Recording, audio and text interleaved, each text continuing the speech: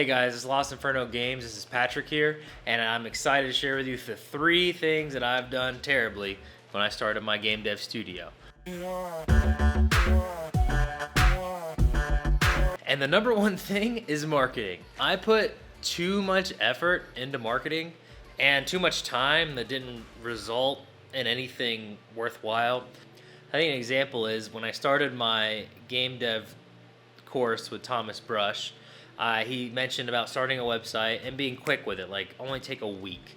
And I did not listen to his advice, like, oh, make it with WordPress, it's cheaper, more customization, features, all this stuff. So I downloaded a cool theme, I put it up, on the internet. Things weren't working correctly. So I took 2 or 3 weeks, like on and off, fixing this website when I, felt like it.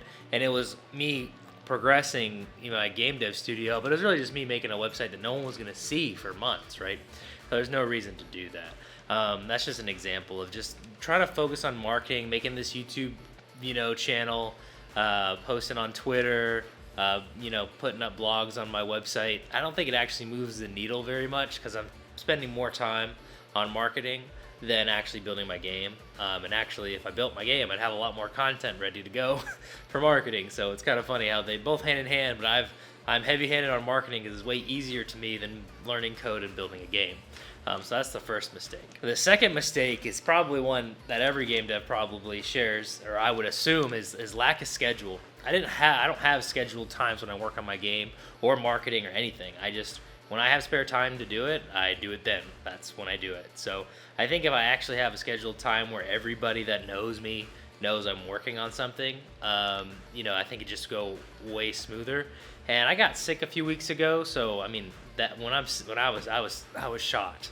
I was shot for like a week and a half basically. Barely making it to work. I had deliverables I had to finish, but man, that was tough. So, but besides that, I need a schedule, and I think if you're going after this as well, learning to code and building the game, you need to work on it every single day. When I first started, I had a few weeks where I did daily work, and it was actually progressing, and I had plenty of ideas for marketing, and I had plenty to show for marketing as well. But now it's kind of slowing down. So second mistake is definitely not having a set schedule for when I work on my game. The third mistake is I have been giving my time away as well. It's different. Giving my time away sounds like I don't schedule, but no, it's completely different. See, in between me starting this game dev studio, I'm helping my family start a wedding venue, and I'm also helping my buddy with a website and also with SEO. So I'm basically building 2 websites, fixing his SEO and getting cart payments ready and everything. It was Stripe, and it's just like I've basically overscheduled myself without a schedule. A bunch of these different things the past few weeks, and where does that leave my game? It leaves it on the back burner because these other things make money and the game doesn't. However, the game will make me money eventually, but it's also something I can build upon and I'm interested in and I'm still gonna do. The third thing is definitely like if someone asks you to do a little project, even if it's like for $250, like you gotta think about it. It's like, oh, is it worth it? Because if I do 3 more days of coding on a game and getting like the foundations done, that could probably be worth more than $250 in the long run.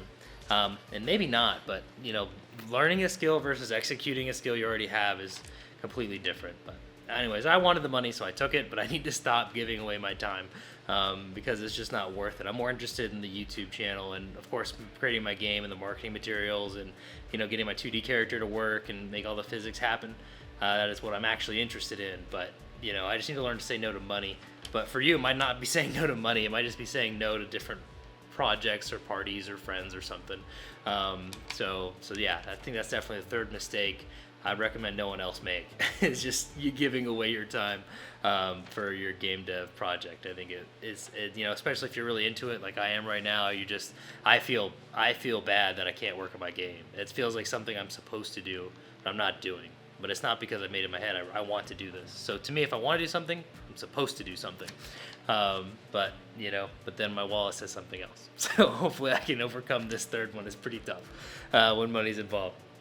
But yeah, let me know in the comments down below any roadblocks you've been having when you're making your game. Like, is it just the coding and you're just hitting your head against a brick wall?